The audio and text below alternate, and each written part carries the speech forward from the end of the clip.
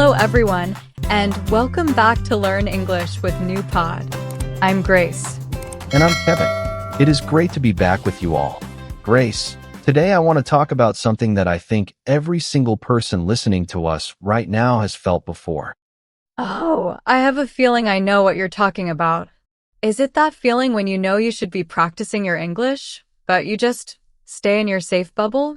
Exactly. It's the comfort zone. We all have one. It's that place where we feel safe and in control. But the problem is, we don't really improve when we stay there. Have you ever heard the word stagnant, Grace? I have, but I'm not sure I can explain it perfectly.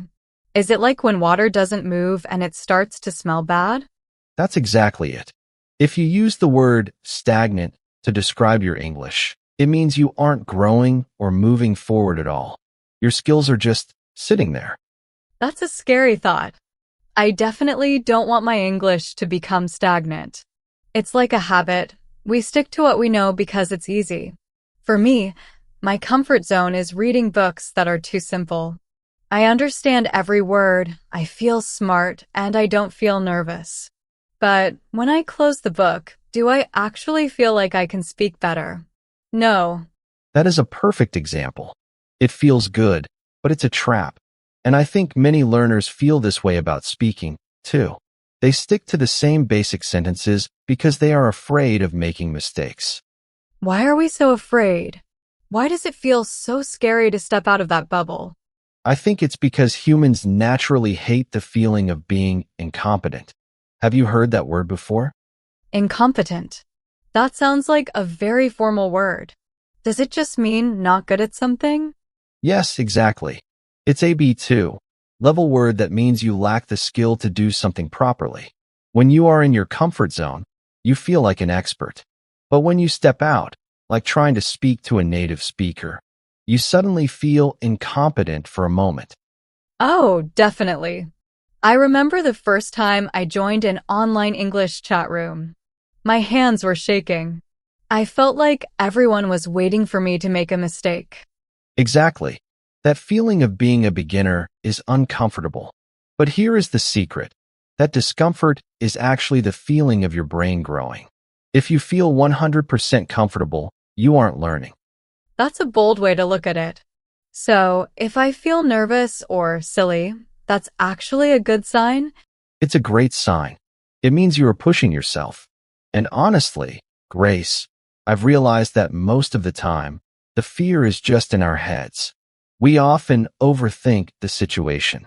We create these huge problems in our minds that aren't even real. Overthink. I do that all the time. It's when you think about a problem so much that you get worried and don't take any action. Spot on. We overthink, we stay in our comfort zone, and we stay stagnant. But it's about being brave enough to look a little bit silly today, so you can be fluent tomorrow. It's not about how fast you learn, but about the fact that you are willing to try. I think that's a really important message. Even the most fluent English speakers started exactly where you are, feeling nervous and making mistakes. Precisely. And once you accept that uncomfortable feeling is part of the process, it gets so much easier to keep going. So, we know that staying in our comfort zone stops our English progress. We've talked about feeling stagnant and incompetent. But Kevin, how do we actually leave it? It's easy to say be brave, but it's hard to do in real life. I agree completely. It's like exercise. You don't just start running a marathon on day one. You have to start small. What has been helping you lately? Well, I've been trying to change my daily routine. Instead of just reading, I've been trying to talk to myself out loud. It sounds a bit funny, but it works.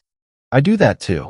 It's actually a brilliant way to step out of your comfort zone without feeling judged.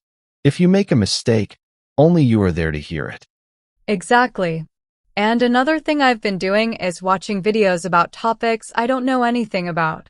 If I watch a video about something I'm already interested in, it's easy. But if I watch a video about, let's say, quantum physics or gardening, it forces my brain to work harder. That is such a smart point. You are challenging your brain with new vocabulary. I have a similar strategy. I try to use one novel word or phrase every day in a real conversation. Wait, novel. Does that mean a book? That's a common mix-up.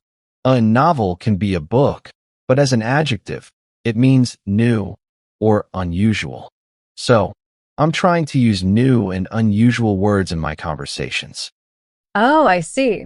That's a really helpful B2 level word. So, is it hard to remember to use these novel words? Sometimes, but I write them down on a piece of paper and keep it on my desk. When I'm on a call or talking to someone, I try to look for a chance to use one. If I use it and it sounds natural, I feel like a winner. I love that. It's like a game. You are turning learning into a challenge. What about the fear of talking to other people, though? That's where most people really feel stuck. That is the biggest challenge, for sure. My advice there is to find a safe place to take risks. For example, instead of joining a big group where everyone is an expert, look for a small group or a language exchange partner who is at your same level. Oh, that's much less scary. If the other person is also learning, you don't feel bad about making mistakes. Exactly. You both are in the same boat. You're both trying to learn, so you can help each other out. It's not about being perfect. It's about having a conversation. Grace, when you start doing this, you start to feel more resilient. Resilient. That sounds like a strong word. What does that mean in this context? It means being able to recover quickly from difficulties. When you are resilient, a mistake doesn't stop you. You just laugh at it and keep going. That is the true goal of leaving your comfort zone, becoming a resilient learner. I love that. I want to be a resilient learner. It makes me feel much better. I think the key is to stop thinking of a conversation as a test. It's not a test. It's just sharing ideas. Yes, and when you focus on sharing your ideas rather than worrying about your grammar, you automatically become more fluent. The comfort zone disappears because you are focused on the message, not the fear. That is a great goal, focusing on the message rather than the fear. But Kevin, even when I decide to be brave and focus on the message, I still feel this internal friction before I start. You know, that moment where I have the phone in my hand, ready to join a call or record a message, and I just freeze? Oh, I know that freeze. It's like your brain is trying to protect you. It's a very physical reaction, isn't it? Your heart beats a little faster, and you find a million excuses to put the phone down and do something else, like check your email or organize your desk. Exactly. I call that productive procrastination. I'm doing something related to English, so I feel like I'm working, but I'm really just avoiding the thing that makes me nervous. That's a perfect way to describe it. We often choose to do easier tasks to feel like we are making progress, but it's really just a way to stay in that comfort zone. But why do you think we do that? Why is it so hard to just hit record or join? I think it's because of our inner critic. You know that little voice in your head that says, "What if you sound stupid?" Or "What if they don't understand you?" It's very loud in those moments of friction. That inner critic is the biggest enemy of fluency. But have you ever tried externalizing it? Instead of keeping that voice inside, I sometimes just say it out loud. I'll say, "Okay, Kevin, you're feeling nervous right now, and that's fine. You're allowed to feel nervous, but you're still going to do it." Oh, that's interesting. It's like you're talking to a friend. You're giving yourself permission to be human. Exactly. When you acknowledge the fear, it loses a bit of its power. It stops being this big, mysterious monster and becomes just a feeling you're having. You can feel the fear and still take the action. That makes it feel much more manageable. Instead of fighting the fear, I'm just observing it. I'm noticing that I'm nervous and I'm choosing to proceed anyway. You've got it. That is the definition of courage. Courage isn't the absence of fear. It's taking the action despite the fear. If you're feeling that friction and you decide to take the step anyway, you're winning. I love that. It's not about waiting for the fear to go away. It's about learning how to work with the fear. Precisely. The fear is just a sign that you're doing something meaningful. If it weren't important to you, you wouldn't feel nervous at all. So, the next time you feel that freeze, just say to yourself, "This means I'm doing something that matters," and then take that first step. That's a game changer. I think I've been waiting for the perfect moment when I'm not scared, but that moment might never come. It definitely won't. So stop waiting for the fear to disappear. Embrace the friction, acknowledge the inner critic, and just start. You'll be surprised at how much easier it gets once you've taken that first, brave action. We've covered a lot today.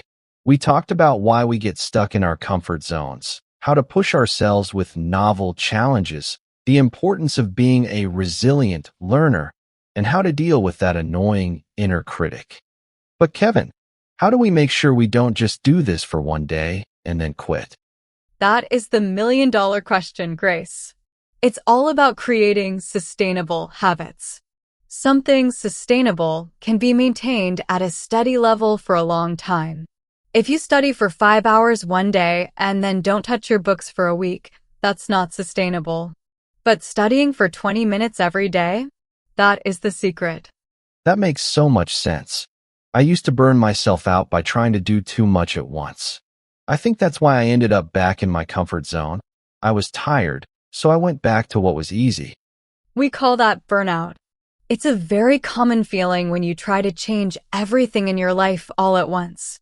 The trick is to start with one tiny, uncomfortable action and repeat it until it feels like a normal part of your day. I think I'll try that. My goal for this week is to record myself speaking for just 2 minutes a day. It's definitely outside my comfort zone, but it's small enough that I can do it every day. That is the perfect way to build momentum. Momentum is the force that keeps something moving once it has started.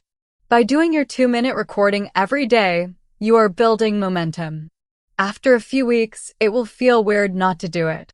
I feel so much more ready now. I think I've been overthinking everything, but the answer is really just to start small and stay consistent. That's it. And remember, everyone, you don't have to be perfect. You just have to be willing to be a little bit uncomfortable. That is where the magic happens. We hope you enjoyed this episode as much as we did. Now, before you go, we have some homework for all of you listening. We really want to hear from you.